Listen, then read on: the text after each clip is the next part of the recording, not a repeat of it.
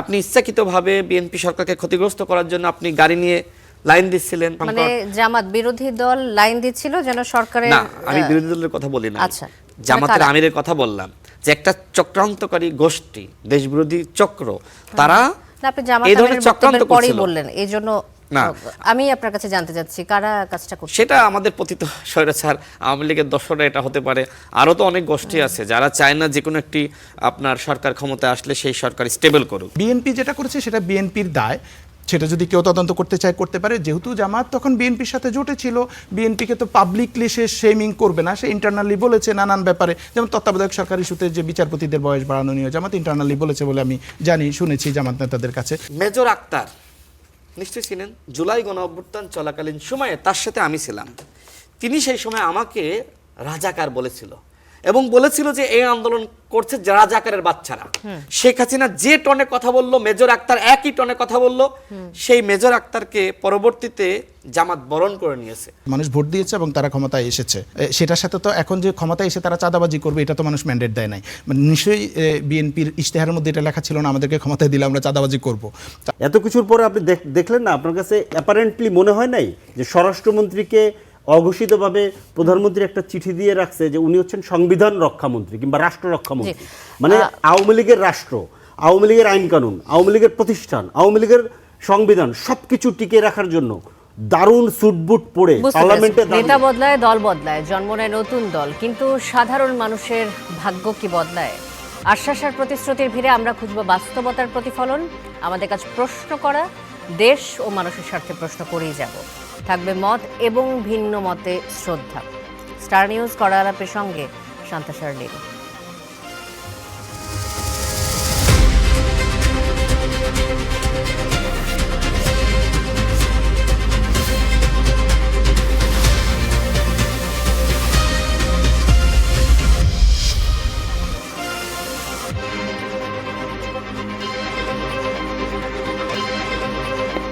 দর্শক, আজ কড়া আলাপে আমাদের সাথে রয়েছেন তিনজন সম্মানিত অতিথি। শুরুতেই তাদের সাথে পরিচয় করে দিতে চাই।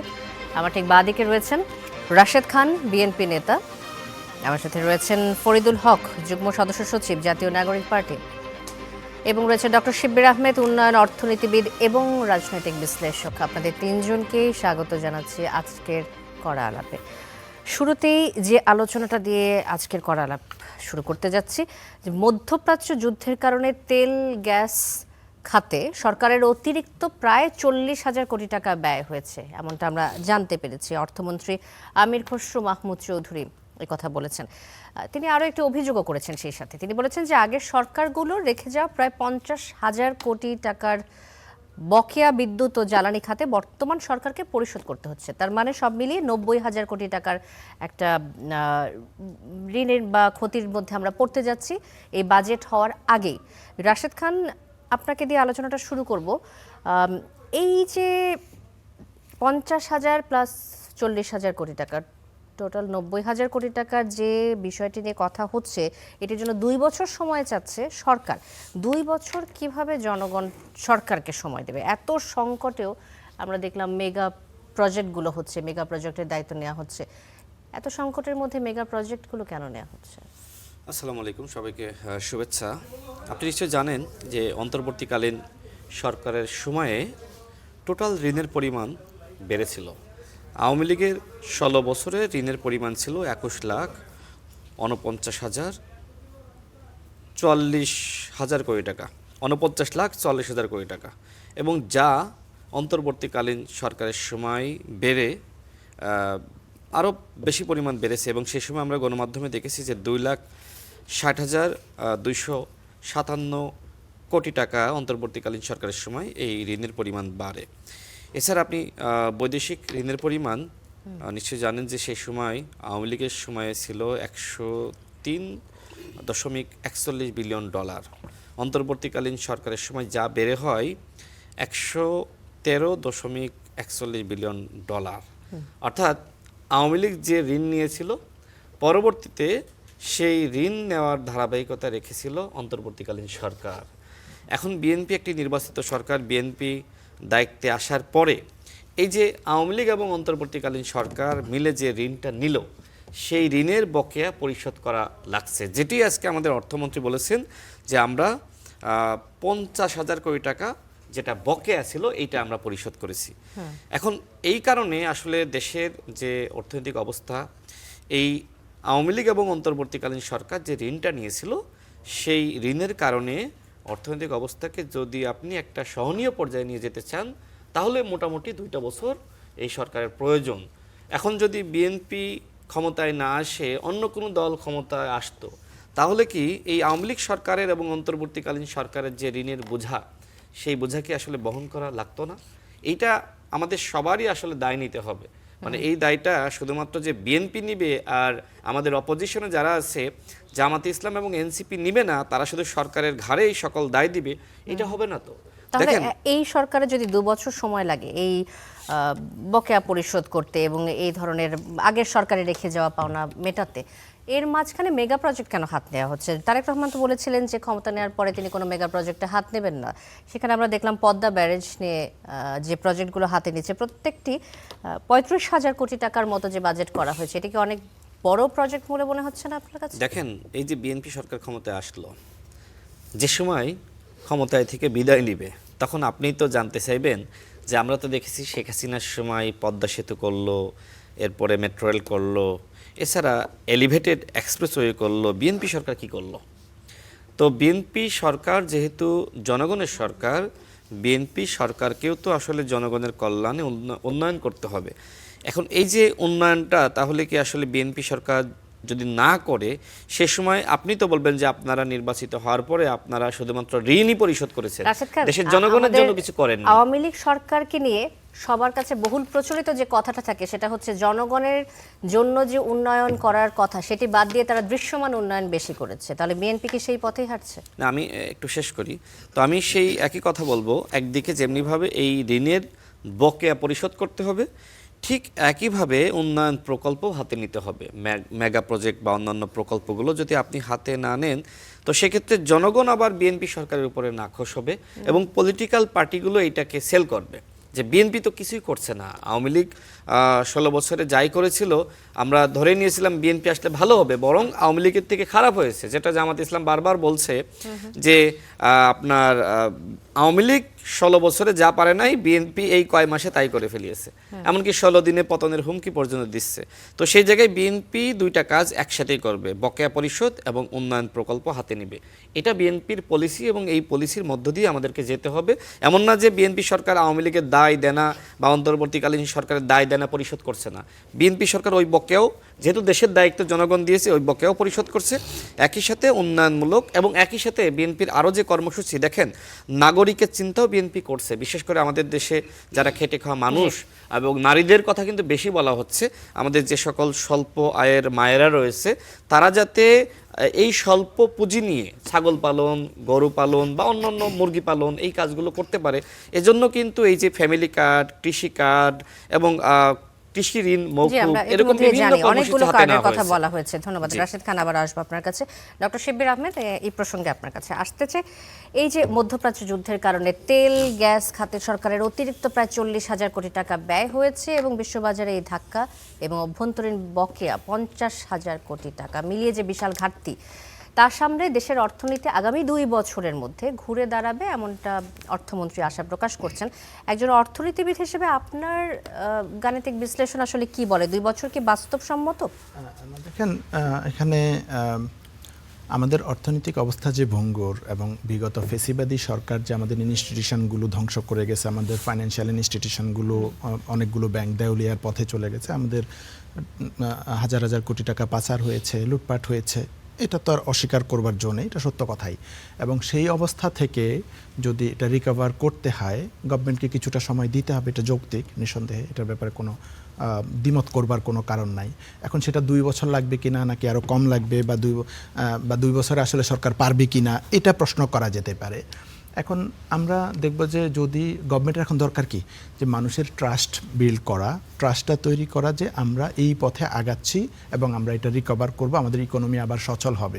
দেখেন, একটা ব্যাংক যদি তার ডিপোজিটারদের ট্রাস্ট লুজ করে, মানুষ যদি মনে করে এই ব্যাংকটা দেউলিয়া হয়ে যাবে তো সবাই টাকা তুলে ফেলবে, এই ব্যাংক সত্যি সত্যি দেউলিয়া হয়ে যাবে, যদিও ব্যাংকটা আসলে দেউলিয়া হওয়ার অবস্থায় ছিল না। তাহলে ইকোনমির জন্য মানুষের এই ট্রাস্টটা খুবই ইম্পর্ট্যান্ট।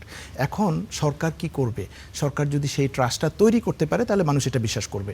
এখন আমরা দেখছি কি সরকার যে যারা আমাদের ব্যাংকগুলো লুট করেছে সেই সব লুটেরাদেরকে সরকার আবার সুযোগ করে দিচ্ছে, ব্যাংক রেজুলেশন অধ্যাদেশটা বাতিল করে দিয়ে যে পুরনো শেয়ার হোল্ডাররা আবার এসব ব্যাংকের মালিক হতে পারবে। কোনো সভ্য দেশে কেউ যদি লুট করে অথবা ঋণ খেলাপি হয় তারা আবার এসে সেই ব্যাংকের মালিক হতে পারবে, এই অপরচুনিটি দেয়া এটা কোনোভাবে মানার মতো না। এটা কোনো ইকোনমিক পলিসি না, এটা পলিটিক্যাল পলিসি। আবার ধরেন দুদক, আপনি আমাদের জুলাই সনদ বা সংস্কার প্রস্তাবনায় যেসব আলাপ আলোচনা হয়েছে, দুদককে বা এ ধরনের সাংবিধানিক প্রতিষ্ঠানগুলোকে স্বায়ত্ত শাসন দেয়া এবং নির্বিঘ্নে কাজ করতে দেয়া একটা চেক অ্যান্ড ব্যালেন্সের জন্য ইম্পর্ট্যান্ট। তো আমরা দেখছি কি যে দুদক সংক্রান্ত অধ্যাদেশটা সরকার বাতিল করে দিয়েছে। আমরা দেখছি বিচার বিভাগের স্বাধীনতা, এটা কিন্তু লিঙ্কড, কারণ মানুষ যদি কোথাও বিচার না পায় বা অর্থনৈতিক লুটপাট হয়, কেলেঙ্কারি হয়, কোথায় যাবে? বিচার বিভাগের কাছে। বিচার বিভাগের স্বাধীনতা বা বিচার বিভাগের সচিবালয় সংক্রান্ত অধ্যাদেশ বাতিল হয়ে যাচ্ছে। তো এগুলো একটা সিমটম, লক্ষণ যে সরকার যে বলছে আমরা 2 বছরে রিকভার করব, সেই ট্রাস্টটা আমাকে দিচ্ছে না তার এই ডিসিশনগুলো। যদি বলতো যে আমরা এই সাংবিধানিক প্রতিষ্ঠানগুলো, যেমন বাংলাদেশ ব্যাংকের গভর্নর হিসেবে সরকার দলীয় লোক পদায়ন করছে, যেটা সাংবিধানিক প্রতিষ্ঠান হিসেবে করার কথা দরকার ছিল। তো এই যে লক্ষণগুলো, এটা আমাকে ওই ট্রাস্টটা দিচ্ছে না যে সরকার পারবে। সরকারকে 2 বছর দিতে আমার কোনো আপত্তি নাই, 2 বছর যদি লাগে, দরকার হলে লাগবে। আর যেটা বলছিলেন মেগা প্রজেক্টের কথা, দেখেন মেগা প্রজেক্ট করবার মতো ফিজিক্যাল স্পেস আমাদের এই মুহূর্তে নাই। মেগা প্রজেক্টগুলো পলিটিক্যালি খুব লুক্রেটিভ, আমি ভিজিবল ডেভেলপমেন্ট দেখাতে পারি, মানুষ খুশি হয়, ও আরেকটা পদ্মা সেতু হচ্ছে। কিন্তু মেগা প্রজেক্ট মানে হচ্ছে ওই যে আবার মেগা কারাপশনের একটা অপরচুনিটি, এই জন্য পলিটিক্যাল পার্টিগুলো এটা আগ্রহ থাকে। কিন্তু আমাদের এখন দেখতে পাচ্ছি আমাদের আসলে ফিজিক্যাল স্পেসটা আছে কি না। আমাদের ট্যাক্স টু জিডিপি রেশিও অনেক কম, আমাদের রেভিনিউ কালেকশন কম। আমার যদি এখন একটা মেগা প্রজেক্ট করতে হয় তাহলে আমাকে লোন নিতে হবে। যদি আমি ইন্টারনাল সোর্স থেকে লোন নিই তাহলে ইনভেস্টররা লোন পাবে না, এখানে প্রাইভেট ইনভেস্টমেন্ট ক্রাউডিং আউট হয়ে আমার গ্রোথ কমে যাবে, আনএমপ্লয়মেন্ট বাড়তে পারে। আর যদি আমি এই ফরেন সোর্স থেকে লোন নিই, আমাদের অলরেডি ফরেন লোন অনেক হাই, আমরা লোন পে করছি, সুদেই পে করছি 12 থেকে 15% বাজেটের, বিশাল নাম্বার, রাশেদ ভাইও বললেন সেটা। তো এইটার জন্য আমি মনে করি না আমাদের এখন এই ফিজিক্যাল স্পেসটা আছে যে কোনো মেগা প্রজেক্ট নেব। আরেকটা জিনিস কি, মেগা প্রজেক্ট এখন মেগা প্রজেক্টে না, যাচ্ছে, এটা আমার দরকার কি, আমি যখন একটা মেগা প্রজেক্ট নিব, পরিশোধ নাকি উন্নয়নমূলক কর্মকাণ্ড, এই দুটির মধ্যে যদি বেছে নেওয়া হয় তাহলে কোনটি সরকারের জমিতে যাওয়া উচিত? আমি এটার সাথে একমত যে আমার উন্নয়ন কার্যক্রম করতে হবে, কিন্তু এট দ্য সেম টাইম আমার ফিজিবিলিটি টেস্ট করতে হবে যে এই প্রজেক্ট আমার দরকার আছে কিনা। দেখেন হাসিনা একটা টানেল করলো, কর্ণফুলী টানেল, এখন দেখা যাচ্ছে এই টানেলটা কেউ তেমন একটা ব্যবহার করছে না, এটা একটা লস প্রজেক্ট হলো। ইভেন এটার যে রেভিনিউ আসছে এটা দিয়ে মেইনটেনেন্স কস্টে হচ্ছে না, থাকতো এটা থেকে প্রফিট আসবে। তো আমি যদি এখন একটা এরকম মেগা প্রজেক্ট নিলাম, ভিন্ন ভিন্ন মত আসছে, রাইট, তো আমার তাহলে এটা নিয়ে আগে এনাফ ফিজিবিলিটি টেস্ট করতে হবে যে এটা থেকে আদৌ এটা আমার দরকার আছে কিনা, এবং এটা করতে গিয়ে আমার যে অপরচুনিটি কস্ট, আমি যে আরও কিছু করতে পারবো না, ধরুন আমার হেলথ এডুকেশনে ইনভেস্ট করতে হবে, আমি যদি একটা মেগা প্রজেক্ট নিই তাহলে ডেফিনেটলি এগুলো কিছুটা ক্ষতিগ্রস্ত হবে, সোশ্যাল প্রোটেকশন, হেলথ এডুকেশন। তো আমার যে অপরচুনিটি কস্ট, এই অপরচুনিটি কস্টটা ওটা কম্পেনসেট করবে কিনা, এই ফিজিবিলিটি টেস্টটা করতে হবে। আদারওয়াইজ আমি মনে করি না সরকারের উচিত কোনো ধরনের মেগা প্রজেক্টে এই মুহূর্তে যাওয়া, যেহেতু আমাদের ফিজিক্যাল স্পেসটা খুবই ছোট এই মুহূর্তে। জি, ধন্যবাদ। ফরিদুল হক, আপনার কাছে আসতে চাই যে এই যে সংকট, এটি কাটাতে আসলে দ্রুত কোনো সমাধান রয়েছে নাকি আসলে 2 বছরের মতো সময় আমাদের সরকারকে দিতে হবে, আর অথবা তার চেয়ে বেশি যদি দিতে হয়? সেক্ষেত্রে একই কথা আপনার কাছেও আসছে যে এই বকেয়া পরিশোধ এবং উন্নয়নমূলক কর্মকাণ্ড এবং সামনে বাজেট, সব মিলে আমাদের এখন অর্থনৈতিক পরিস্থিতি কি? জি ধন্যবাদ। সময় 2 বছর লাগুক কিংবা 3 বছর লাগুক সেটা বড় বিষয় না। বড় বিষয়টা হচ্ছে যে আস্থা আমরা তৈরি করতে পারছি কিনা, কিংবা আমরা সরকারের উপর আস্থা রাখতে পারছি কিনা। ইতিমধ্যে সরকার যে ধরনের উদ্যোগ নিয়েছে এগুলোতে আস্থার যথেষ্ট ঝাঁকুনি খেয়েছে আস্থার মধ্যে, আমি এটা বলবো। যেমন ধরেন অলরেডি শিবির ভাই বললেন যে ব্যাংক রেজুলেশন অ্যাক্টের ব্যাপারে যেটা, কিংবা ধরেন অর্থনীতি মানে মেগা প্রজেক্ট না করার কথা বলার পরেও পদ্মা ব্যারেজের হঠাৎ করেই একদিনের মধ্যে দেখলাম পদ্মা ব্যারেজের একনেকে পাস হয়ে গেছে 35,000 কোটি টাকা। টাকাটার বিষয়টা একটা আছে, কিন্তু এখানে একটা অন্যতম গুরুত্বপূর্ণ কয়েকটা জিনিস আছে, যেটা হচ্ছে যে পদ্মা ব্যারেজ নিয়ে আমাদের কাছে কোনো সমীক্ষা রিপোর্ট পাবলিকলি নাই। আমি পলিটিক্সের সাথে যুক্ত মানুষ, রাজনীতি করি যেহেতু, সেহেতু আমি নিজেকে একজন সচেতন মানুষ হিসেবে দাবি করি, আমি এখনও খুঁজে পাইনি এটা। এবং আমি যতদূর জানি এটা আওয়ামী লীগের নেওয়া একটা প্রজেক্ট, এটা ইন্ডিয়ার সাথে যৌথভাবে করার তাদের পরিকল্পনা ছিল, শেষ মুহূর্তে তারা করতে পারেনি এবং ইন্ডিয়ার এটাতে একমত আছে। সো পানির সাথে ইন্ডিয়ার আমাদের একটা ঐতিহাসিক আছে। আজকে 16ই মে ফারাক্কা দিবস, আমরা এই ঘটনাগুলো জানি। এবং তারপরও ধরেন যদি ইন্ডিয়ান ইস্যুকে আমি বাদও দিই, বাংলাদেশের ভেতরে যেটা যে পাংশা পয়েন্টে পদ্মা ব্যারেজ হবে, আগে বোধহয় 140 কিলোমিটার রাজশাহী থেকে এইখানে। তো এই ফারাক্কার ক্ষেত্রে আমরা যে অভিজ্ঞতা দেখছি যে 20 ফুটের মতো পলি বেড়ে গেছিল ফারাক্কার ওই পারে, একদম বিহারের পাটনা পর্যন্ত এটার প্রভাব পড়ছে, দুই দিকে নদী ভাঙন হয়েছে।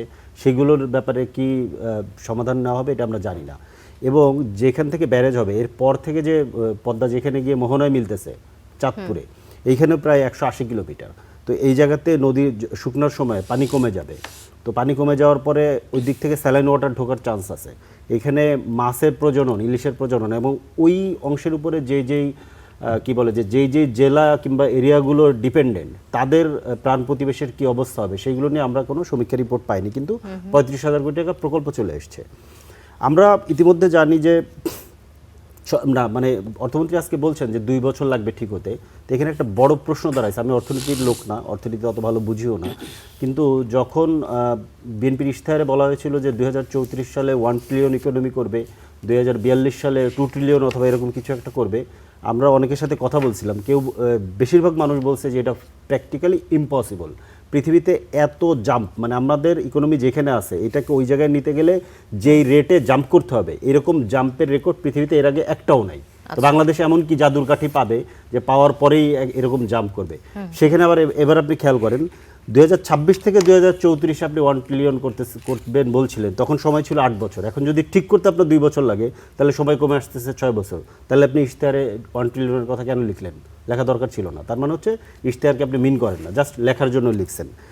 এই ব্যাপারটা আছে। আরেকটা ব্যাপার হচ্ছে যে আপনার ধরেন লোনের যে ব্যাপারটা, লোন তো 78% লোন হচ্ছে গিয়ে পুরো আমাদের স্বাধীনতার পরে যত লোন আমরা করেছি এর ভিতরে 78% লোন শেখ হাসিনা আগের রেজিমে করেছে। এখন উনি ধরেন মনে করেন যে এই একটা আমার কাছে মনে হলো, আমার ধারণা উনি ওই টোনে বলেন নাই যে আওয়ামী লীগ এবং অন্তর্বর্তী সরকার যেটা রেখে গেছে, একই টোনে যখন বলা হয় তখন আওয়ামী লীগটা নর্মালাইজ করা হয় এবং অন্তর্বর্তী সরকারকে কিছুটা ক্রিমিনালাইজ করা হয়, এরকম মনে হয় আর কি। কিন্তু আপনি খেয়াল করেন এই যে এই 103 থেকে 113 যে হচ্ছে ফরেন লোন, যেটা অন্তর্বর্তী আমলে, এবার তো IMF-এর লোন ছিল, IMF-এর ওই লোনগুলো তো নিতে হতো, কারণ ওইগুলো হচ্ছে শিডিউল্ড ছিল, ওগুলো আপনাকে নিতেই হতো। আরেকটা ব্যাপার হচ্ছে যে ব্যাংকগুলো, অনেকগুলো ব্যাংক পড়ে গেছিল, এই ব্যাংকগুলোকে লিকুইডিটি দিতে হয়েছে, নাহলে ওইগুলো টিকতো না, ওইখানেও লোন নিতে হয়েছে। তো এটা একটা পরিস্থিতির কারণ ছিল। ওই পরিস্থিতির পরে একটা সেটেল ডাউন পরিস্থিতি হওয়ার পরে এখনকার পরিস্থিতিতে একরকম না। আরটা যেই প্রথমে আপনি যে প্রশ্নটা করেছেন যে 40,000 কোটি টাকা মানে জ্বালানি খাতে ভর্তুকি কিংবা ব্যয় করতে হয়েছে, তো এটা তো মানে পরিষ্কারভাবে বোঝা গেছে যে দাম ধরে রেখে সিন্ডিকেট তৈরি হওয়ার সুযোগ করে দিয়ে, লম্বা লাইন পেট্রোল পাম্পগুলোর সামনে দিয়ে তেলকে সিন্ডিকেট করা এবং পাচার করার সুযোগ করে দেওয়া হয়েছে। কেন? কারণ আপনি খেয়াল করবেন এই জ্বালানিটাও আপনার কোনো দেশি পণ্য নয়, এটা একটা আন্তর্জাতিক পণ্য।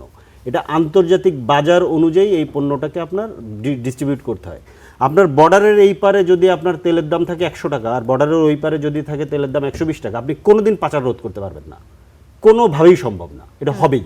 তাহলে আপনাকে সমন্বয় সবসময় হচ্ছে গিয়ে আন্তর্জাতিক বাজার অনুযায়ী করতে হবে। তাহলে আপনি এইটা ধরে রাখতে যে এই টাকাটা খরচ করলেন এবং পাচার হওয়ার সুযোগ করে দিলেন, সিন্ডিকেট আলাদেরকে হাজার হাজার কোটি টাকা কামানোর সুযোগ করে দিলেন, সেটার দায়টা কেন নিচ্ছেন না? সেটার দায়টাও নেন, সেই দায় তো আপনারা নেন নাই, বরঞ্চ মানুষকে প্রচণ্ড রকম কষ্ট দিয়েছেন এবং বারবার বলেছেন যে একদিকে লম্বা লাইন ছিল হচ্ছে গিয়ে পেট্রোল পাম্পের সামনে, আরেকদিকে বলছেন যে জ্বালানির কোনো সংকট নেই। বুঝতে পেরেছি, ধন্যবাদ ফরিদুল হক। রাশেদ খান, আবার আসবো আপনার কাছে। এই যে অভিযোগটি করলেন ফরিদুল হক যে সরকারের বিপক্ষে লম্বা লাইন এবং জ্বালানির সংকট, তারপর সিন্ডিকেট করে দাম বাড়ানো, সবকিছু মিলিয়ে যে পরিস্থিতি তৈরি হয়েছে, তাহলে 40,000 কোটি টাকার যে ব্যয়, সেটিকে আসলে সরকারেরও কিছুটা দায় আছে এখানে? দেখেন, ফরিদুল হক ভাই যেটি বোঝাতে চাইলেন, আমি জানি না আসলে আমি সঠিক বুঝতে পেরেছি কিনা, যে দাম কেন আগে বাড়ানো হলো না। ভারতে যেহেতু দাম বেশি, প্রতিবেশী অন্যান্য রাষ্ট্রের দাম বেশি, বাংলাদেশে কেন এটা আগে বাড়ানো হলো না? যেহেতু বাড়াচ্ছে না, তো সেক্ষেত্রে পাচার হওয়ার সম্ভাবনা আছে। বিএনপি সরকার চেষ্টা করেছে যে এইটা নিয়ন্ত্রণ করা যায় কি না, কিন্তু আমাদের অপোজিশনের কাছ থেকে ন্যূনতম সহযোগিতা পায়নি। দেখবেন যে আমি লক্ষ্য করেছি যে তাদের নেতৃবৃন্দ বাংলাদেশে যে জ্বালানি সংকট আছে এইটা তারা তুলে ধরছিল না, জাতীয় সংসদেও কথা বলছিল না। একটা পর্যায়ে শেষের দিকে তারা একটা প্রস্তাব দেয় যে আসেন আমরা সবাই একসাথে কাজ করি। এরপরে বিএনপি সরকার সেই বিএনপি প্রস্তাবে সরকারও তো সম্মত একই হয়েছে। কথাই বলেছে, জ্বালানির সংকট নেই, এমনটাই তো আমরা বার্তা পেয়েছি। দেখেন, বিএনপি সরকারের পক্ষ থেকে আমাদের জ্বালানি মন্ত্রী সঠিক কথাই বলছিলেন, আসলেই সংকট ছিল না, কিন্তু প্যানিক বাইং ছিল এবং একটা গোষ্ঠী তারা কিন্তু চক্রান্ত করছিল দেশকে কিভাবে আসলে বাধাগ্রস্ত করা যায়। দেশের অগ্রযাত্রা, নির্বাচনের পরপর একটি সরকার এসেছে, সেই সরকারকে ব্যর্থ করা। আজকে আমি আসতে আসতে জামাতের আমিরের একটি বক্তব্য শুনছিলাম, তিনি বলছিলেন যে আমরা দুই দল যে সময় এক হয়ে গিয়েছি তখন চক্রান্তকারীরা তারা বুঝেছে আর চক্রান্ত করে সফল হওয়া যাবে না। তার মানে কি, বিএনপি যে কথা বলছিল সেই একই কথা। আপনি ইচ্ছাকৃতভাবে বিএনপি সরকারকে ক্ষতিগ্রস্ত করার জন্য আপনি গাড়ি নিয়ে লাইন দিচ্ছিলেন, এছাড়া ওই যে পাচার থেকে শুরু করে অন্যান্য মানে সংকট। জামাত বিরোধী দল লাইন দিচ্ছিল যেন সরকারের। না, আমি বিরোধী দলের কথা বলি না, আচ্ছা, জামাতের আমিরের কথা বললাম যে একটা চক্রান্তকারী গোষ্ঠী, দেশবিরোধী চক্র, তারা না, আপনি জামাত এই ধরনের আমিরের চক্রান্ত বক্তব্যের পরেই করছিল। বললেন, এই জন্য না। আমি আপনার কাছে জানতে চাচ্ছি কারা কাজটা করছে। সেটা আমাদের পতিত স্বৈরাচার আওয়ামী লীগের দর্শকরা এটা হতে পারে, আরও তো অনেক গোষ্ঠী আছে যারা চায় না যে কোনো একটি আপনার সরকার ক্ষমতায় আসলে সেই সরকার স্টেবল করুক। তো এটা জামাতের আমিরের বক্তব্য আমি শুনলাম যে তিনি একটা চক্রান্তকারী গোষ্ঠীকে দোষারোপ করছিলেন এবং বললেন যে সময় আমাদের সরকারি দল বিরোধী দল আমরা এক হয়ে গিয়েছি তখন সেই চক্রান্তকারী দল, তখন তাদের সেই চক্রান্ত আর সফল হয়নি। তার মানে বিএনপি যে কথা বলছিল সঠিক বলছিল যে এইটা আসলে এক ধরনের মানে প্যানিক বাইং বা আর্টিফিশিয়াল একটা ক্রাইসিস সৃষ্টি করা হয়েছিল। তো যাই হোক, সেই ক্রাইসিস সমাধান করা গেছে। ফরিদুল হক ভাই যেটি আগে বলেছিলেন যে দাম কেন আগে বাড়াইলো না, সেক্ষেত্রে এই পাচার আমরা রোধ করতে পারতাম। বিএনপি চেষ্টা করেছে কিভাবে এটা নিয়ন্ত্রণ করা যায়, দাম নিয়ন্ত্রণ করা যায়। জি, বিএনপি সেই চেষ্টা করেছে। দেখেন, মেগা প্রজেক্টের কথা ভাই বললেন, তিনি একটা কথা বলেছেন যে 2 বছর লাগবে নাকি আরও কম লাগবে, কিন্তু আরেকটা কথা বলেন নাই যে বেশি লাগবে কিনা। আস্থার কথা বলেছেন দুজনই 11 দলীয় জোটের নেতৃবৃন্দ, আমি আজকে একা হয়ে গেছি, তারপরে তাদের দুজনের উত্তর একাকেই দিতে হবে। বাংলাদেশ ব্যাংকের গভর্নর যিনি অন্তর্বর্তীকালীন সরকারের সময় ছিলেন, তিনি বৈষম্য বিরোধী ছাত্র আন্দোলনের নেতাদেরকে গণভোট প্রচারণার জন্য টাকা দিয়েছিলেন। তিনি ঐক্যমত কমিশনের একজন সদস্য, তার প্রতিষ্ঠানকে টাকা দিয়েছিলেন। কতটা সাধু এবং সৎ মানুষ যে তিনি গণভোট প্রচারণার জন্য বাংলাদেশ ব্যাংকের পক্ষ থেকে এইভাবে তিনি অনুদান দিয়েছেন। তো যাই হোক, আরো এরকম তদন্ত করলে হয়তো রাশেদ খান, অনেক কিছু বের হয়ে আসবে। আরেকটা প্রসঙ্গ নিয়ে আসি। আপনি একটা ফেসবুক পোস্ট করেছেন আজকে, জামাত আমিরের বক্তব্য শুনে মনে হলো আমি গতকাল ঠিকই বলেছিলাম জামাত ইসলাম একটি অমানুষের দল। শহীদ প্রেসিডেন্ট জিয়াউর রহমান জামাত ইসলামীকে রাজনীতিতে সুযোগ দিয়েছিলেন, বেগম খালেদা জিয়া সঙ্গে রেখে মানুষ করতে চেয়েছিলেন, কিন্তু এরা অমানুষই রয়ে গেছে। জামাতের কোন বক্তব্যে আসলে আপনার কাছে মনে হয়েছে যে এরা অমানুষের দল? আচ্ছা, আপনার কথার উত্তর দেবে, আমি জানতাম যে আপনি প্রশ্ন করবেন। আমি একটু শেষ করি। এই যে আপনার মানে মেগা প্রজেক্টের কথা বলছিলেন, আমি কিন্তু আগেই স্পষ্ট করেছি যে সরকার উন্নয়ন করবে, একই সাথে দায় পরিশোধ করবে। ফরিদ ভাই যেটি বললেন যে মনে হচ্ছে যে অন্তর্বর্তীকালীন সরকারকে দোষারোপ করছে।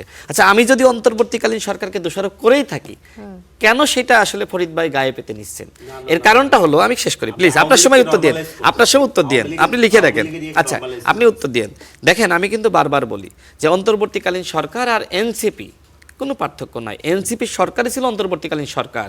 এখন নাহিদ ইসলাম সংসদে দাঁড়িয়ে বললেন যে সেই 1 থেকে 6 পর্যন্ত বিএনপি সরকারের দুর্নীতির হিসাব আমরা জানতে চাই, এবং ওই সরকারে তো আসলে জামাত ছিল, অর্থাৎ জামাত এবং বিএনপি সরকারের সময়ে দুর্নীতি হয়েছে কিনা সেটার হিসাব জানতে চেয়েছেন। কিন্তু এই যে অন্তর্বর্তীকালীন সরকারের সময়ে আমরা দেখেছি থানা থেকে হান্নান মাসুদরা চাঁদাবাজদেরকে সারিয়ে আনলো, সার্জিস বলল যে আমরা তো ওই সময় এমন সুবিধা পেয়েছি, আমরা সচিবের রুমে উপদেষ্টার বাসভবনে ঢুকে গিয়েছি, কেউ বাধা দেয়নি।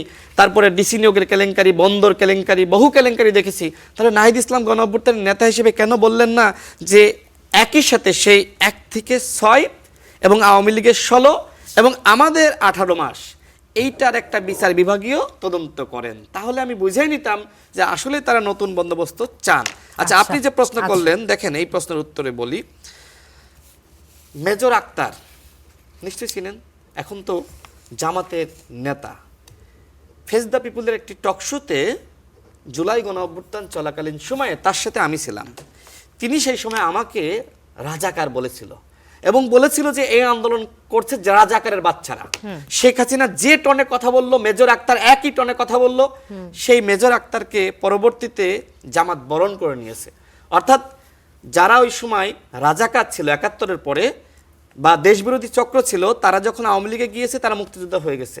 ঠিক একইভাবে ২৪-এ যারা বিতর্কিত ভূমিকা, যারা গণহত্যার দোষর, সেই মেজর আক্তাররা যখন জামাতে যাচ্ছে তারা ফেরেস্তা হয়ে যাচ্ছে।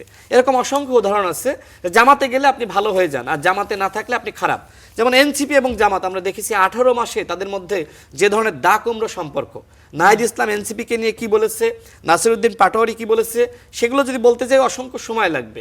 কিন্তু দেখেন সেই এনসিপি এবং জামাত ইসলাম কিন্তু এক হয়েছে। আর আমি যে পোস্টটা দিয়েছি, এই পোস্টটা দেওয়ার কারণটা হলো, দেখেন আজকে জামাতের তিনি বলেছেন যে বিএনপি একটি চাঁদাবাজের দল, পায়ের পাতা থেকে মাথা সবাই চাঁদাবাজ। বিএনপি একটা রাজনৈতিক দল, সেই দলের সবাই চাঁদাবাজ, এটা কোনো কথা হইতে পারে? এটা কি সম্ভব? দেখেন চাঁদাবাজি বাংলাদেশের একটি সার্বজনীন সমস্যা। যেমনিভাবে হান্নান মাসুদ ওই চাঁদাবাজদেরকে ছাড়িয়ে আনতে গিয়েছিল, আপনি এরকম অসংখ্য চাঁদাবাজ যারা দল করে না তাদেরকে আমরা দেখেছি সেই মোহাম্মদপুরে বিভিন্ন জায়গায়। এখন তিনি একটা দলের সবাইকে চাঁদাবাজ বানিয়ে দিলেন। আমি এই জন্যই বলেছি, এই কারণেই বলেছেন না আমি একটু ব্যাখ্যা করি। আমি এই জন্যই বলেছি যে জামাত ইসলাম কোনো মানুষের দল হতে পারে না। আপনার সাদা দাড়ি, কি সুন্নতি লেবাস, সাদা পাঞ্জাবি, মাথায় টুপি, সেই অবস্থায় আপনি একবার ভাবছেন না যে আপনি সবাইকে চাঁদাবাজ অভিযোগ দিচ্ছেন।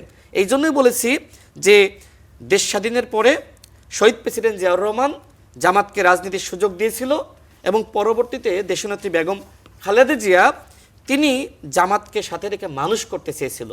কিন্তু জামাত মানুষ হয়নি, জামাত এখনো পর্যন্ত সেই অমানুষের দল হিসেবে রয়ে গেছে। এই জন্য একের পর এক তারা কিন্তু ষড়যন্ত্র করছে।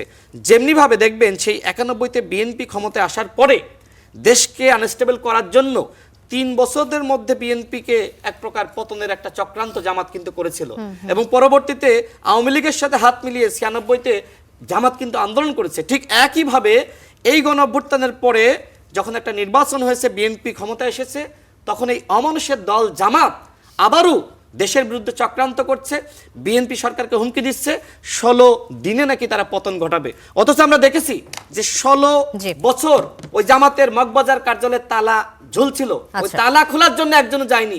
এখন আমরা নব্য বিপ্লবী দেখছি, যে বিপ্লবীদেরকে সেই অন্তর্বর্তীকালীন সরকারের আগে মানে হাসিনার সময় আমরা এদের টু শব্দ শুনি নাই। এখন বড় বড় বিপ্লবী কই থেকে আসছে আই ডোন্ট নো, এরা কোথা থেকে আসছে। রাশেদ খান, আবার আসবো আপনার কাছে। ডক্টর শিব্বির আহমেদ, এই যে নব্য বিপ্লবী বলা হচ্ছে জামাতকে, এবং জামাতে ইসলামের আমির ও সংসদের বিরোধী দলীয় নেতা শফিকুর রহমান বলেছেন যে দেশের রাজনৈতিক দখলদারিত্ব এবং চাঁদাবাজি বন্ধ হয়নি। আপনাদের নাম ছিল জাতীয়তাবাদী দল, বিএনপির কথা বলছে, এখন মানুষ বলে চাঁদাবাজির দল।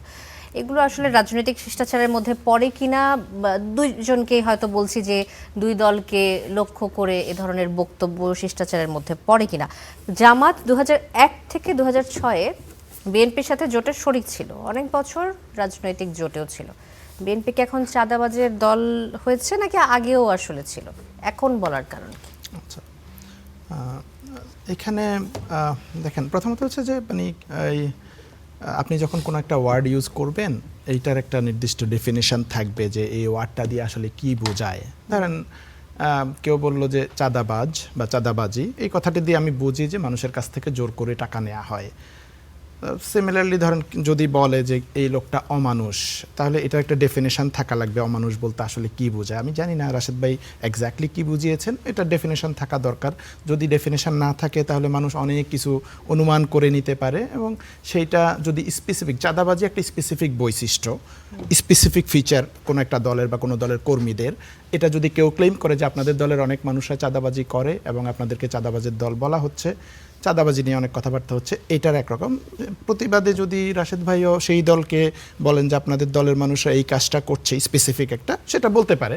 কিন্তু অমানুষটা আমার কাছে মনে হচ্ছে না এটা কোনো পলিটিক্যাল ল্যাঙ্গুয়েজ, এটা একটা ঝগড়ার ল্যাঙ্গুয়েজ, এটা পলিটিক্যাল ল্যাঙ্গুয়েজ না। মানে যদি স্পেসিফিক জামাত ধরেন, জামাত না ধরেন, না ঠিক আছে বলুন, ধরেন উনি বলল যে জামাত খুন করছে, যে নানান জায়গায় জামাত অনেক মানুষের খুন করে ফেলতেছে, তাহলে আপনি বলতে পারেন যে আপনারা খুন করছেন সারা দেশে এরকম, অথবা আপনারা চাঁদাবাজি করছেন, অথবা আপনারা দর্শন করছেন, মানে কোনো একটা অপরাধের সাথে যদি স্পেসিফিক কানেক্ট করে একটা ওয়ার্ড বলে সেটাকে আমরা পলিটিক্যাল প্রতিবাদ হিসেবে দেখতে পারি, কিন্তু অমানুষ ইটসেলফ মানে কিছু মিনিং ক্যারি করে না। এনিওয়ে, এটা ওনার রাইট আছে বলার, উনি বলতে পারেন, ব্যাখ্যাও দরকার হলে উনি দিবেন, আমি ব্যাখ্যা করব না। আর যেটা বলি যে জামাতকে বিএনপি সাথে রেখে মানুষ করার চেষ্টা করেছে, এগুলো আসলে তো মানে কথা বলতে গেলে হিস্ট্রিক্যাল ব্যাপার টানতে হয়। দেখেন, বিএনপি কিন্তু কোনো কালেই জামাতের সাহায্য ছাড়া ক্ষমতা আসতে পারে নাই। বিএনপি এককভাবে কোনো কালেই পারে নাই। আচ্ছা, আপনি যদি ধরেন এবার আসে নাই না, এইবারের আগে মানে এবার তো বিএনপি কোনো কালেই পারে নাই, এবারের কথা বলছে, এবার তো বিএনপি জামাত আলাদা ইলেকশন করেছে, এবারের কথা বাদ দিয়ে মানে বলছে আর কি। জামাত না এবারের থাকলে আগে বিএনপি এর আগে ক্ষমতায় আসতে কখনোই পারতো না। কখনোই জামাতের সহযোগিতা ছাড়া বিএনপি এককভাবে ক্ষমতা আসতে পারে নাই এবারের নির্বাচনের আগ পর্যন্ত, কারণ এবারের নির্বাচনে জামাত বিএনপি সরকার দল বিরোধী দল হয়েছে।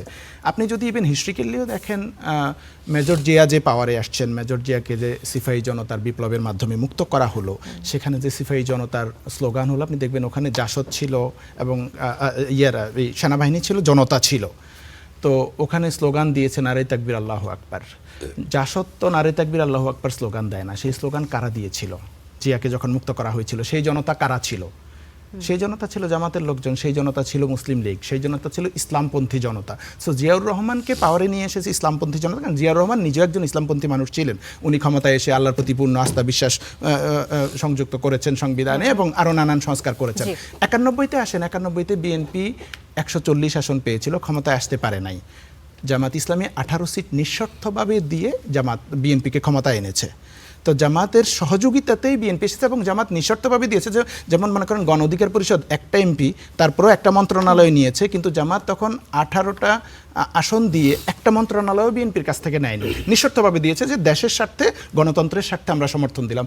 জামাত সবসময় দলের ঊর্ধ্বে দেশের স্বার্থকে প্রায়োরিটি দিয়েছে। আবার 2001-এ আসেন, জামাত সহ জোট করে কিন্তু বিএনপি পাওয়ারে এসেছে। তখন চাঁদাবাজি, আমি যে প্রশ্নটা করছিলাম, চাঁদাবাজি মনে হয়নি, এখন কেন চাঁদাবাজি কথা আসছে? চাঁদাবাজ মনে হয় না বা না হওয়া না, বিএনপি চাঁদাবাজি 2001 থেকে 6 সময় বিএনপি চাঁদাবাজি করেছে, চাঁদাবাজি হয়েছে, এগুলো নিয়ে প্রতিবেদন হয়েছে।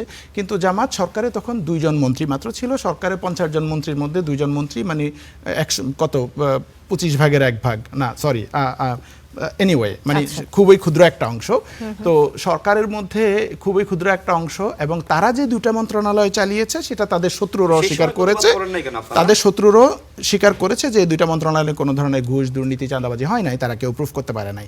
তার মানে হচ্ছে তারা তাদের যে দায়িত্বের জায়গা ছিল সেটা সততার সাথে পালন করেছে এবং জাতির সামনে প্রুফ করেছে। এখন বিএনপি যেটা করেছে সেটা বিএনপির দায়, সেটা যদি কেউ তদন্ত করতে চায় করতে পারে। যেহেতু জামাত তখন বিএনপির সাথে জোটে ছিল, বিএনপিকে তো পাবলিকলি সে শেমিং করবে না, সে ইন্টারনালি বলেছে নানান ব্যাপারে, যেমন তত্ত্বাবধায়ক সরকার ইস্যুতে যে বিচারপতিদের বয়স বাড়ানো নিয়ে জামাত ইন্টারনালি বলেছে বলে আমি জানি, শুনেছি জামাত নেতাদের কাছে। তো এগুলো বলেছে বিএনপি। এখন এসে যে চাঁদাবাজি করতেছে 25-এর পরে, 24শে জুলাইয়ের পরে, এইটা আনএক্সপেক্টেড। কারণ হচ্ছে 24শে জুলাইয়ের মানুষের মধ্যে যে একটা গণ আকাঙ্ক্ষা ছিল যে আমরা চাঁদাবাজি মুক্ত একটা বাজার পাবো, দেশ পাবো, এবং 5ই আগস্টের পরে চাঁদাবাজি বন্ধ হয়েছিল কয়েকদিন সাময়িকভাবে, মানুষ কিন্তু আনন্দ উল্লাস করতেছিল, বাজারে সবজির দাম কমে গেছে, ট্রাক ড্রাইভার বলছে চাঁদা দিতে হয় না কোথাও, সেটা আবার ফিরে এসেছে বিএনপির হাত ধরে, যেটা জুলাই পরবর্তী বাংলাদেশে খুবই আনএক্সপেক্টেড।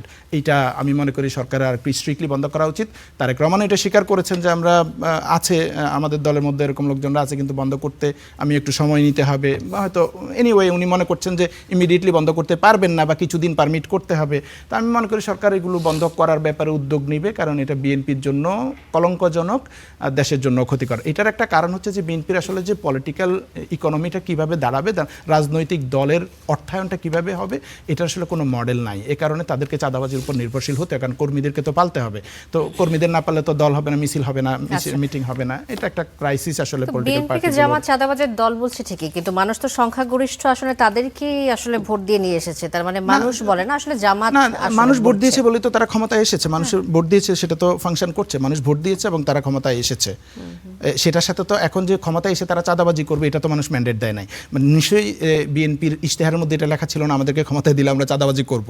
চাঁদাবাজি করা এটা জনগণের সাথে এক ধরনের, এটাও এক ধরনের জনগণের সাথে কমিটমেন্ট ভঙ্গ করা, কারণ তারা তো একটা শান্তিপূর্ণ দেশ উপহার দিবে বলেই কমিটমেন্ট দিচ্ছে।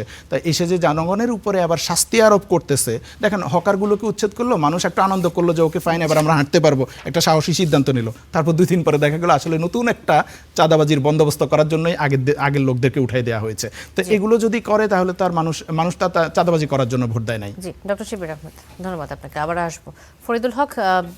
জাতীয় নাগরিক পার্টি এনসিপির মুখ্য সমন্বয়ক নাসির উদ্দিন পাটোয়ারি বলেছেন যে শেখ হাসিনা ভারত থেকে উকি ঝুঁকি মারছেন, আওয়ামী লীগ বিভিন্ন জায়গায় মিছিল নামাচ্ছে। আমরা সরকারকে হুঁশিয়ার করতে চাই যে যদি শেখ হাসিনা বাংলাদেশে আসতে পারেন তাহলে প্রথম গুলি চালাবেন তারেক রহমানের উপর।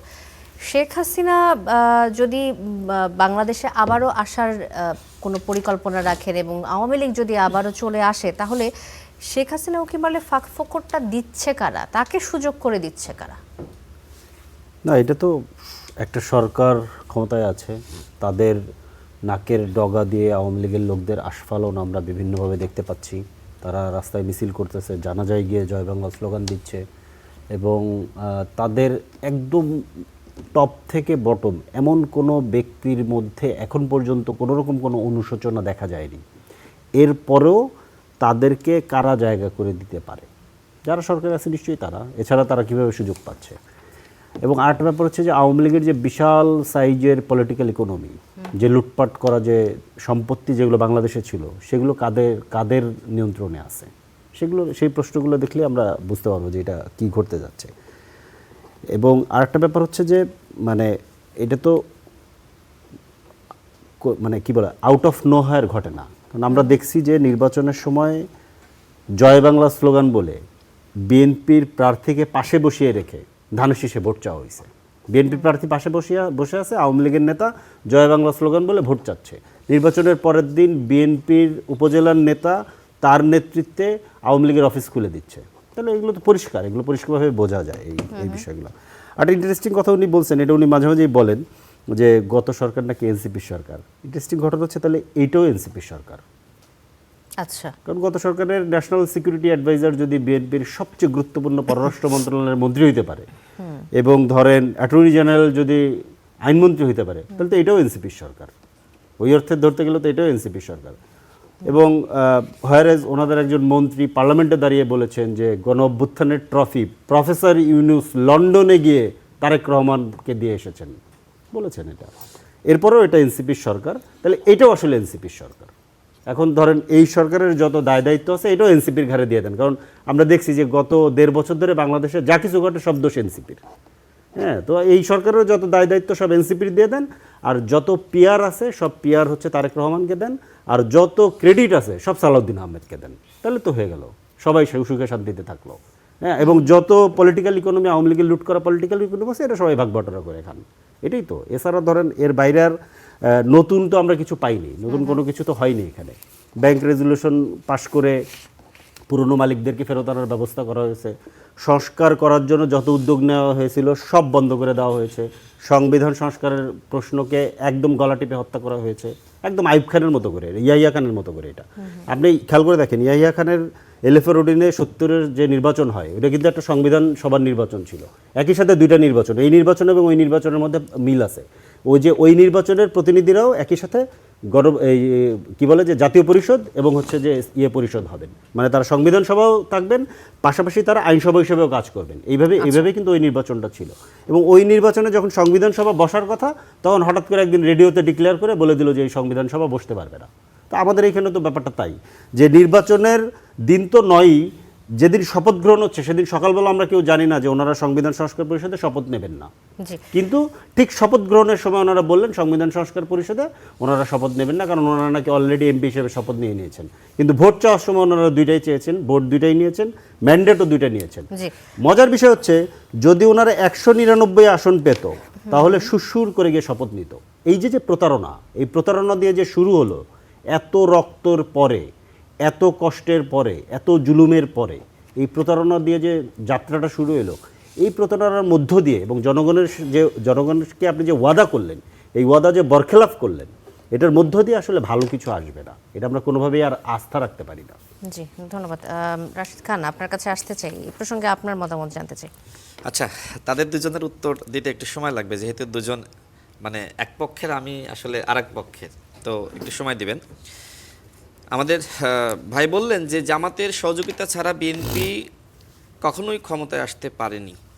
আপনি যদি সেই 91 নির্বাচনটা বিশ্লেষণ করেন, সে সময় আওয়ামী লীগ পেয়েছিল 88টি, জামাত 18টি এবং আপনার জাপা পায় 35টি, স্বতন্ত্র এবং অন্যান্য 19টি, সব থেকে বেশি আসন 140টি পায় বিএনপি। দেখেন এই যে আপনার জাপার সাথে কি আওয়ামী লীগ জোট করতে পারতো? আবার এই জাপা এবং জামাত মিলে কি আওয়ামী লীগের সাথে জোট করে ক্ষমতা আসতে পারতো? কোনো ইকুয়েশনই ওই সময় বিএনপির বাইরে কেউ ক্ষমতা আসতে পারে না, আপনি যত ইকুয়েশন করেন। সুতরাং এই কথা বাদ দেন, বরং আপনি ওই সময় বিএনপির সাথে যাওয়ার কারণে আপনি মন্ত্রিত্ব নেননি, কিন্তু আপনি সরকারে ছিলেন, সরকারের সমস্ত সুযোগ সুবিধা নিয়েছেন। আপনি দেখবেন যে সময় সেই 2001 এবং 6-এর আলাপটা আসে, বা আপনার 91 থেকে 96 পর্যন্ত এই আলাপটা আসে, এই সময় তো জামাত ইসলাম বিএনপি সরকারের কাছ থেকে ব্যাপকভাবে সুযোগ সুবিধা নিয়ে এই যে ইসলামী ব্যাংক বলেন, এই যে ইবনে সিনা বলেন, যত আর্থিক প্রতিষ্ঠান তাদের আছে সবগুলো কিন্তু ওই সময় বিএনপির সময় তারা গড়ে তুলেছে। এই কৃতজ্ঞতা তাদের নাই। আজকে যে জামাত ইসলাম বাংলাদেশের সবথেকে ধনী দল, এটা তো বিএনপির সাথে থাকার কারণে তারা এই সুযোগ সুবিধা পেয়েছে, কিন্তু এই স্বীকার তারা করবে না। এই জন্যই বলছি যে বাংলাদেশে যদি অকৃতজ্ঞদের দল থাকে সেটা হলো জামাত ইসলাম, এবং এইটা অমানুষদের দল বললেও ভুল হবে না, যে কথা আমি বলেছি। তখন তো আমরা ইসলামী ব্যাংকের এই অবস্থা দেখিনি। আমি সেটাই বলছি যে এই যে ভিত্তিটা আপনি সৃষ্টি করেছেন, হ্যাঁ 83-তে করেছেন, কিন্তু পরবর্তীতে বিএনপি সরকারে থাকার কারণে এটার সারা বাংলাদেশে আপনি ছড়িয়ে দিয়েছেন, সুযোগটা পেয়েছেন, অন্যথায় পারতেন না। তো আমি শেষ করি, সাব্বির ভাই এই কথা বারবার বলে, এবং তিনি বলেন যে ওই সময় যদি 86-তে বিএনপি নির্বাচনে যেত তাহলে এরশাদ নাকি ক্ষমতা কন্টিনিউ করতে পারতো না। জাতীয় বেঈমানের অধীনে নির্বাচনে বিএনপিকে যাইতে বলে। বেঈমান জামাত ইসলাম হইতে পারে, বিএনপি কখনো বেঈমানি জাতির সাথে করে নাই, বেঈমানি করবে না।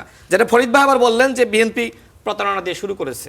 দেখেন এই যে সংবিধান সংস্কার পরিষদ, ঐক্যমত কমিশনে যে আলাপটা হয়েছে, সেখানে তো সংবিধান সংস্কার নিয়ে আলোচনা হয়েছে, এবং ঐক্যমত কমিশনের ওই ব্যাপারটাই ছিল সংবিধান সংস্কার পরিষদের মতন। বাংলাদেশে একটা গণ অভ্যুত্থান হবে, এটা ফরিদ ভাইও জানতো না, আমিও জানতাম না, বাংলাদেশে কেউ জানতো না। যেহেতু 9 মাস আমরা সংবিধান সংস্কার পরিষদে আলোচনা করেছি, যেটা অন্তর্বর্তীকালীন সরকার ঐক্যমত কমিশন নামে গঠন করেছিল, এখন নতুন করে কি 5 বছর এই সংবিধান সংস্কার নিয়ে আপনি আলোচনা করবেন, আর আপনি অন্যান্য বিষয় নিয়ে কোনো কথা বলবেন না, কাজ করবেন না? দেশে এই সংকট, ওই সংকট, এই সমস্যা, ওই সমস্যা, জনগণের জন্য এই কাজ করা লাগবে, এগুলো নিয়ে আপনার বিরোধী দলের কোনো বক্তব্য নাই। বিএনপি নাকি এখনো চাঁদাবাজি করছে, এবং আমাদের মাননীয় প্রধানমন্ত্রী নাকি স্বীকারই করে নিয়েছে। আমি সরকারের একটা ম্যান্ডেটের মধ্যেই ছিল যে সরকার এসে সংস্কার অবশ্যই রাষ্ট্রের পুনর্গঠন সংস্কার সবই করবে, এবং যে জুলাই জাতীয় সনদে আমরা স্বাক্ষর করেছি, সেই স্বাক্ষরিত জুলাই জাতীয় সনদের আমরা পুরোটাই বাস্তবায়ন করব, এবং এই কথা আমাদের মাননীয় প্রধানমন্ত্রী বারবার বলছেন। এবার আসি, আমাদের ভাই বললেন যে আমাদের মাননীয় প্রধানমন্ত্রী নাকি বলেছেন যে হ্যাঁ আমার দলের মধ্যে অনেক চাঁদাবাজ আছে, তিনি নাকি এক প্রকার স্বীকার করেই নিয়েছে। দেখেন চাঁদাবাজি একটা সার্বজনীন সমস্যা, আমি কিন্তু আগের বক্তব্যে ক্লিয়ার করেছি, তারপরে উনি আবার আনলেন চাঁদাবাজি। যেমন আপনার এই অফিসে মনে করেন একজন সাংবাদিক, এত মানে এই প্রতিষ্ঠান, একজন সাংবাদিক যদি কোনো একটা প্রতিষ্ঠানের কাছ থেকে চাঁদাবাজি করে কথার কথা, তাহলে কি এই প্রতিষ্ঠান পুরোটা তার দায় নেবে? এটা সম্ভব? যিনি অপরাধ করেছে তার বিচার করতে হবে। ঠিক একইভাবে বিএনপি করে কিন্তু অপরাধ করেছে, এরকম কেউ থাকলে বিএনপি তার বিরুদ্ধে সাংগঠনিক ব্যবস্থা নাই। কিন্তু আপনার শিশির মনির সে কি করলো? সে আবরার ফাহাদের খুনিদের আইনজীবী ছিল। এরা জামাত ইসলাম ওর নমিনেশন দেয় কিভাবে? আবরার ফাহাদের খুনিকে কিভাবে নমিনেশন দেয়? রোজা পূজা নাকি এক, তার বিরুদ্ধে কোনো ব্যবস্থা নিয়েছে? এই জন্যই তো বলছি যে এরা অমানুষের দল, এরা মানুষগুলোকে পালছে, আবরারের খুনিদেরকে পালছে, এদেরকে নমিনেশন দিয়েছে, এরা আবার বড় বড় আইনজীবী হয়েছে, মিষ্টি মিষ্টি কথা বলে। What is this? আজকে কারা জাতির সাথে প্রতারণা করছে আপনি একটু মিলিয়ে নেন। এরপরে তাদের নাকি পেট চালাইতে হয় চাঁদাবাজি করে। দেখেন আমি আগেই স্বীকার করেছি যে চাঁদাবাজি একটা সার্বজনীন সমস্যা। এই চাঁদাবাজ জামাতের মধ্যেও আছে, এনসিপির মধ্যেও আছে, এনসিপির নেতারাও প্রোটেকশন দিয়েছে, কোথাও কোথাও এই বিএনপির মধ্যেও ঢুকে পড়ে, এটা আওয়ামী লীগের মধ্যেও ছিল। সুতরাং এই সার্বজনীন সমস্যা আমরা কিভাবে সমাধান করতে পারি সেইটা নিয়ে আসেন আমরা আলোচনা করি।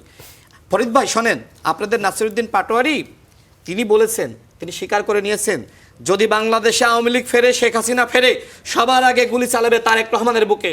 আমি এর আগে বলেছিলাম যে তারেক রহমান তিনি 17 বছর লন্ডনে নির্বাসিত জীবনে ছিলেন। যদি বাংলাদেশে তিনি থাকতেন তাহলে শেখ হাসিনা তাকে ফাঁসির কাস্টে ঝোলাতো।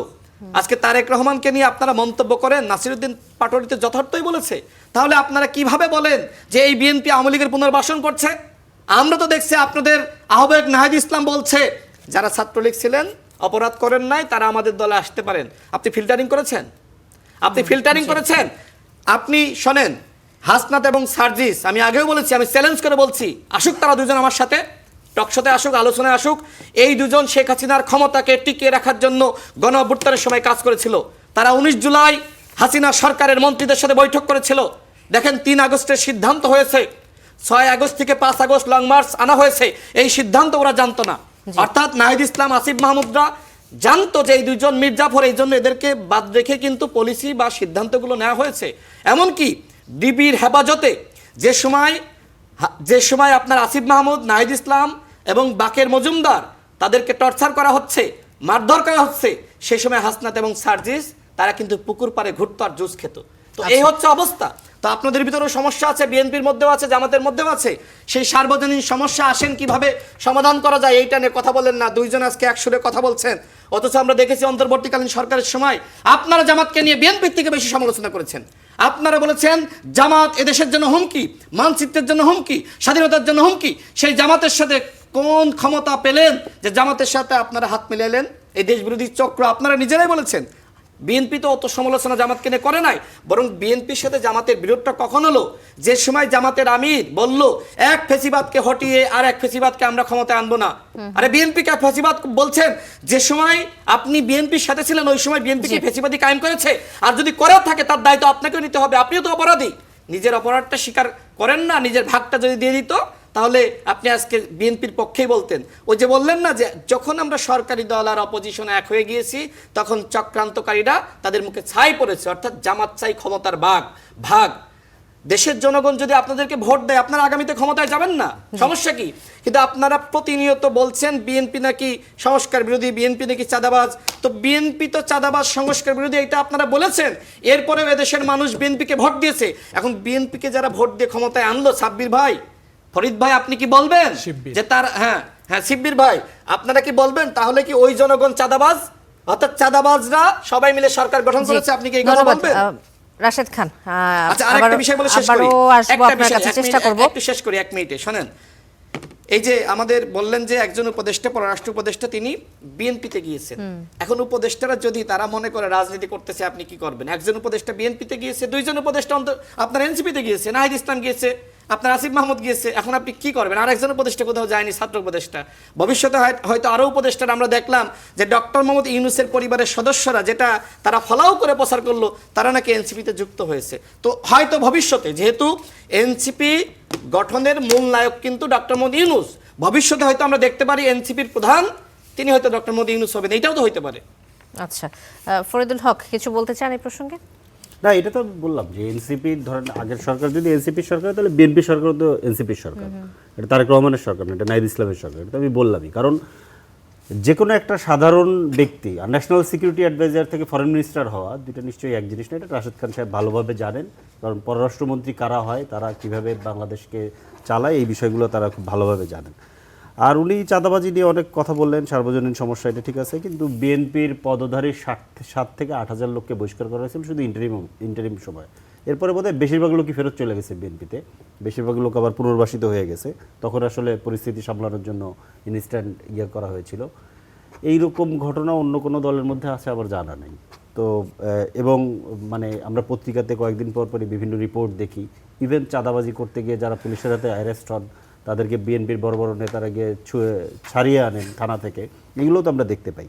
তো এটা সার্বজনীন সমস্যা বলার মধ্য দিয়ে ওই যে ওই ফ্রেমিংটা আনা যে লীগার অন্তর্বর্তী সরকার, আওয়ামী লীগ সরকারের অন্তর্বর্তী সরকার, এটা বলার মধ্য দিয়ে আওয়ামী লীগকে নর্মালাইজ করা হয়। আর সবাই চাঁদাবাজি বলার মধ্য দিয়ে বিএনপি চাঁদাবাজিকে নর্মালাইজ করা হয়। বিএনপির পলিটিক্যাল ইকোনমি কি? চাঁদাবাজি যদি করতে না পারে, পলিটিক্যাল পাওয়ার ব্যবহার করে পয়সা ইনকাম করতে যদি না পারে কতজন মানুষ বিএনপি করবে? ওই জায়গাতে আপনি যান, তাহলে আপনি বুঝতে পারবেন যে এটা কেন আসলে এত চাঁদাবাজির মহামারীটা হয়। এই জায়গাটা হচ্ছে পরিষ্কার, কারণ এই রাষ্ট্র ব্যবস্থাকে ব্যবহার করে বহু আগে থেকেই একটা পলিটিক্যাল পাওয়ার ক্রিয়েট হয় এবং এইটাকে ব্যবহার করে পয়সা নেয়। আপনি দেখবেন যে যখনই একটা রেজিম চেঞ্জ হয়, ওই রেজিমের মধ্যে ধরেন একটা বিরাট বড় অংশের মানুষ পয়সা পাতি কামায়, পরে আবার রেজিম চেঞ্জ হয়ে গেলে ওরা চলে যায়, আবার নতুন একটা গোষ্ঠী এসে পয়সা কামায়। এইটা হচ্ছে কি একটা ধারাবাহিক প্রক্রিয়া। এখন এই ধারাবাহিক প্রক্রিয়ার মধ্যে এই রাষ্ট্রকে আমাদের দেখেন, আমরা যে বলি যে ওনারা সংস্কার করতে চান না, কেন? উনি তো আসলে এই রাষ্ট্রটা টিকিয়ে রাখতে চান, এই ব্যবস্থাটা টিকিয়ে রাখতে চান। এইটা হচ্ছে যে ওনাদের মূল জায়গাটা। কারণ এইটা টিকিয়ে রাখলে এইটার যে পলিটিক্যাল ইকোনমি তৈরি হয়, ওই ইকোনমির সুবিধাটা ওনারা পান, এই জন্য ওনারা টিকিয়ে রাখতে চান। এটা কিন্তু অন্য কিছু না। এত কিছুর পরে আপনি দেখলেন না, আপনার কাছে অ্যাপারেন্টলি মনে হয় নাই যে স্বরাষ্ট্রমন্ত্রীকে অঘোষিতভাবে প্রধানমন্ত্রী একটা চিঠি দিয়ে রাখছে যে উনি হচ্ছেন সংবিধান রক্ষামন্ত্রী কিংবা রাষ্ট্র রক্ষামন্ত্রী। মানে আওয়ামী লীগের রাষ্ট্র, আওয়ামী লীগের আইন কানুন, আওয়ামী লীগের প্রতিষ্ঠান, আওয়ামী লীগের সংবিধান সবকিছু টিকিয়ে রাখার জন্য দারুণ সুটবুট পরে পার্লামেন্টে দাঁড়িয়ে সুন্দরভাবে উনি বক্তব্য দিলেন। তো ব্যাপারটা হচ্ছে যে এই পুরো ইকোসিস্টেমটা ওনারা টিকিয়ে রাখতে চলে এসেছে। ধন্যবাদ আপনাকে ডক্টর শিব্বির আহমেদ। স্বাস্থ্য মন্ত্রণালয়ের অভ্যন্তরীণ নথি বলছে যে 2025 সালে রুটিন টিকাদানের হার ছিল 97%, টিকা পর্যাপ্ত ছিল, হামের টিকার কথা বলছি। তারপরও ক্যাম্পেইন এবং পলিসি ম্যানেজমেন্টের অভাবে এত বড় বিপর্যয়, হামের এই মুহূর্তে যে অবস্থা, বাংলাদেশে 400-রও বেশি শিশু মারা গেছে, স্বাস্থ্য খাতের এই পুরো সংকটকে আপনি কিভাবে দেখেন? যে এটি আসলে একজন ব্যক্তি, সাবেক যে উপদেষ্টা ছিলেন, তার অবহেলা হিসেবে দেখেন, নাকি এটি আসলে আমাদের রাষ্ট্রীয় কাঠামোগত ব্যর্থতা? আমি এই প্রশ্নে আসার আগে জাস্ট 30 সেকেন্ড একটু দুটো জিনিস একটু অ্যাড করে নিই। রাশেদ ভাই বলছিলেন যে 91 সালে নির্বাচনে আওয়ামী লীগ পাওয়ারে আসতে পারতো কিনা। বিএনপি পেয়েছে 140 আর বাকি 160 ছিল। আওয়ামী লীগ চেষ্টা করছিল সেই 160কে অ্যাকোমোডেট করে একসাথে, কারণ জাপা রাজি হয়েছিল, জামাতের পায়ে ধরে সালামও করেছিল যে জামাত রাজি করানো যায় কিনা। না, তাহলে তারা হচ্ছে রাজি করলে ওই বাকি 160-এর মধ্য থেকে 150 জনকে রাজি করাতে পারলে তারা পাওয়ারে আসতে পারতো। এরকম হয় দুনিয়াতে হয়েছে, তুলনামূলক কম ভোট পেয়ে অনেকে পাওয়ারে এসেছে। কিন্তু জামাত দেশের কথা চিন্তা করে বিএনপিকে সমর্থন দিয়ে সরকার করেছে। দ্বিতীয় যে ইনফরমেশনটা এখানে, এটা রাশেদ ভাই না জানার কারণ হয়েছে, আর উনি বলেছেন জামাত সরকারে এসেছিল, মন্ত্রিত্ব না নিলেও তারা সরকারি সুযোগ সুবিধা গ্রহণ করেছিল বা সরকারে ছিল, এরকম উনি দুটা উদাহরণ দিয়েছেন সরকারি কিভাবে ছিল, যে ইসলামী ব্যাংক এবং ইবনে সিনা প্রতিষ্ঠা করেছে। ইবনে সিনা প্রতিষ্ঠিত হয়েছে 1980 সালে, ইসলামী ব্যাংক প্রতিষ্ঠিত হয়েছে 1983 সালে। রাশেদ ভাই একটু গুগল করলে অবশ্যই এটা জেনে যেতেন। এনিওয়ে, রাশেদ ভাই ওই সময় আপনি এটা দাঁড় করিয়েছেন। রাশেদ ভাই বলছিলেন যে সেই সময় প্রতিষ্ঠা হয়েছে। ওপেন করলেন 10 বছর পরে সেই কোম্পানি আপনি একটা পূর্ণাঙ্গ অবস্থায় নিয়ে গেলেন। স্বাস্থ্যের প্রসঙ্গে আসি। দেখুন, হামের আউটব্রেকটা নিয়ে আমরা আরেকদিন কথা বলেছিলাম। হামের আউটব্রেকটা বিশেষজ্ঞরা বলেন এটা একদিনে হয়ে যায় না বা 1 বছর 2 বছরের গ্যাপের কারণে হয় না, এটা একটা কিউমুলেটিভ কাভারেজ গ্যাপের কারণে হয়। ধরুন 4-5 বছর 6 বছর এরকম লম্বা কাভারেজ গ্যাপের কারণে হয়। আর হামের আউটব্রেকটা শুধু বাংলাদেশে না, প্রায় 50টার বেশি দেশে হয়েছে, 24, 25, 26 এই 3 বছর ধরে নানান জায়গায় হামের আউটব্রেক হচ্ছে। বাংলাদেশে এটা হচ্ছে করোনা পরবর্তী সময়ে নানান কারণে এটা হচ্ছে। কিন্তু এখন আমরা কেন এটা প্রিভেন্ট করতে পারলাম না? এটা দুটো কারণ আমি বলেছি। একটা হচ্ছে যে আমাদের কাভারেজের মধ্যে গ্যাপ ছিল, কারণ হার্ড ইমিউনিটি আসতে হলে আমার যেই পরিমাণ কাভারেজ দরকার, 95% অ্যারাউন্ড কাভারেজ দরকার, সেইটাতে গ্যাপ হয়েছে আমার লম্বা সময় ধরে। আর আমাদের ইমিউন সিস্টেম দুর্বল হয়েছে দীর্ঘ সময় ধরে, অপুষ্টি বা হাঙ্গারের কারণে, খাদ্য সংকটের কারণে মায়েদের মধ্যে হয়েছে, এবং অনেক বছরের এটা কিউমুলেটিভ আউটপুট। এবং এইটাতে আপনি দেখবেন যে গরিব মায়েদের বাচ্চারাই বেশি মারা যাচ্ছে। এটার কারণ হচ্ছে ওই যে অপুষ্টিজনিত ইমিউন সিস্টেম দুর্বলতার কারণে এফেক্টেড হচ্ছে, বেশি দ্রুত ছড়াচ্ছে। এখন কথা হচ্ছে এখন কি করার আছে আমাদের? এখন করার আছে যে গভর্নমেন্টকে এখনকার যে ম্যানেজমেন্টগুলো এগুলোতে গুরুত্ব দেওয়া উচিত এবং একটা তদন্ত করা উচিত যে এখানে কাদের অবহেলা ছিল। আপনি বলছেন যে 97% কভারেজ, পলিসি ম্যানেজমেন্টের যে ব্যর্থতা, এটা তো সত্যি, এটা তো মিথ্যা না? নিঃসন্দেহে এটা সত্যি। এবং আপনি যেটা বলেছেন যে 97% কভারেজ, সেখানে আমাদের গ্যাপ থাকতে পারে যে reported coverage versus actual coverage, এটাতে গ্যাপ থাকতে পারে। হতে পারে যে তারা আসলে ডোজগুলো না দিয়েই রিপোর্ট করেছে আমরা ডোজ দিয়ে দিয়েছি। তাহলে আমাদের যেই ডিপার্টমেন্টে এটা কভারেজগুলো দেয় সেই ডিপার্টমেন্টের গভর্নমেন্টের সময়ে এই যে অবহেলার কারণে অনেক শিশু আসলে হাম এবং এই গ্যাপ থাকতে পারে, এই গ্যাপটা থাকতে পারে এবং এটা আইডেন্টিফাই করা উচিত। যেহেতু গভর্নমেন্ট আছে, এই গভর্নমেন্টের সময় এতগুলো শিশু মারা যাচ্ছে, তাদের উপর দায় আসতে পারে। সো তাদের উচিত এটা তদন্ত করা এবং ইমিডিয়েটলি এখন বন্ধ করার ব্যাপারে ব্যবস্থা নেওয়া, কিভাবে এটা কমানো যায়। একেবারে শেষ পর্যায়ে রয়েছে, একদম শেষে কিছু যদি যোগ করতে চান রাশেদ খান। দেখেন, তারা তো এই টকশোতে চাঁদাবাজির কথাই বেশি বলল। আমার প্রশ্ন হলো যে বিএনপির ইকোনমি নাকি চাঁদাবাজি, এনসিপির আমরা, শেষ করি, একদম এনসিপির ইকোনমি শেষের কি, পর্যায়ে শেষে রয়েছে, আমরা আসলে ওই আলাপে জামাতের যেতে ইকোনমি পারছি কি? না। দেখেন, জামাতের একজন নেতা সে কিন্তু বলেছে যে আগে বায়তুল মালের অনুদান নাকি তোমার বউয়ের চিকিৎসা। তাহলে এনসিপি এবং জামাত ভাই ভাই, জি, তো তারা এই দুই ভাই এখন কিভাবে চলছে? তাদের মানে ইনকাম সোর্সটা কি, তাদের ইকোনমি কি? এখন এই চাঁদাবাজির কথা যদি বলতে মানে যায় অসংখ্য সময় লাগবে। জামাত ইসলামের নেতৃত্বে চাঁদাবাজি করতেছে আসলেই না, অনেক যে সময় সময় লাগবে বইয়ের এবং চিকিৎসার থেকে এই মানুষকে, আয়োজনের কর্মীদেরকে বিভ্রান্ত করা হচ্ছে আজকের সময় ইসলামের কথা একেবারে বলে। শেষ তাহলে পর্যায়ে। জামাত ইসলাম বাংলাদেশের সবথেকে তাও চাঁদাবাজদের তো বড় দল। কর্মীদের কাছ থেকে নিচ্ছে, আপনারা সাধারণ আমাকে মানুষ শেষ থেকে কেন করতে নেন? হচ্ছে, আমাদের আমাকে কাছ শেষ থেকে করতে কোথায়? আপনারা হচ্ছে। বাজারে বিএনপির কর্মীরা ফুটপাতে অনুদান দেয় দলকে। না, দিবে, কিন্তু দেওয়া উচিত, আপনারা- দলেরই দেওয়া উচিত। আপনারা এটাকে মানুষের কাছে ইসলামের ব্যাখ্যা দিয়ে এমন ভাবে চাঁদাবাজি করেন, পকেট ফুটপাতের কাটেন। ফুটপাতের জামাত ইসলাম ব্যবসায়ীদের কাছ বাংলাদেশের থেকে নেন সবথেকে না, বড় দলের কাছ চাঁদাবাজদের থেকে দল। নেন, এটা এই ভালো। আমাকে শেষ চাঁদাবাজদের করতে দলকে হচ্ছে। আমি মনে ধন্যবাদ করি সরকার রাশেদ উচিত খান, হবে ফরিদুল জামাত ইসলাম হক, কিভাবে ডক্টর চলছে, শিব্বির সে আহমেদ, বিষয়ে আপনাদের তদন্ত করা। তিনজনকে অসংখ্য ধন্যবাদ করা আলাপে আসার জন্য। দর্শক, শেষ করছে করা আলাপ। অনেক ধন্যবাদ আমাদের সাথে থাকার জন্য।